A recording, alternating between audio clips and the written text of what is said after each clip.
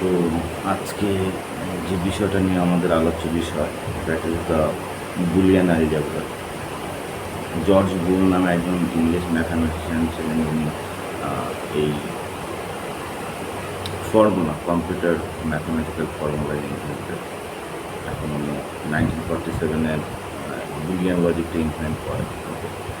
তো ওনার বাবা ওনাকে ছোটোবেলায় একজন ট্রেডম্যানের কাছে দেন, এবং it was learn about optical instrument. Okay, and after that he pointed out the algebraic symbol and how the computer can be represented by symbols and represented by the logical uh, forms and pseudonyms. Okay, so boolean logic নিয়ে যেটা আমাদের ডিসকাশনের ব্যাপার, সেটা হচ্ছে আমরা বলতে পারি যদি এ মাল্টিপ্লাই বি হোল বার হয়, তাহলে সেটাকে আমরা লিখতে পারি এ বার প্লাস বি বার।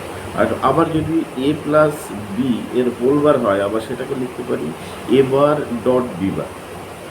আর যেটা একটু আমাদের জানার বিষয়, সেটা হচ্ছে A multiply by A plus B is equal to obviously A. এটা কেন সেটা আপনি ভালো করে বুঝতে পারবেন। দেখুন এখানে A is the thing which is added with B and also multiplied with the summation. তো অবভিয়াসলি আপনারা এটা ক্যালকুলেশন করে দেখুন, এটা এই আসবে।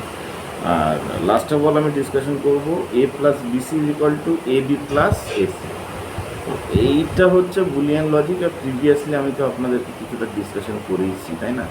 তো আফটার আমার মনে হয় এটা আমাদের ফার্স্ট ডিসকাশনটা কমপ্লিট হলো।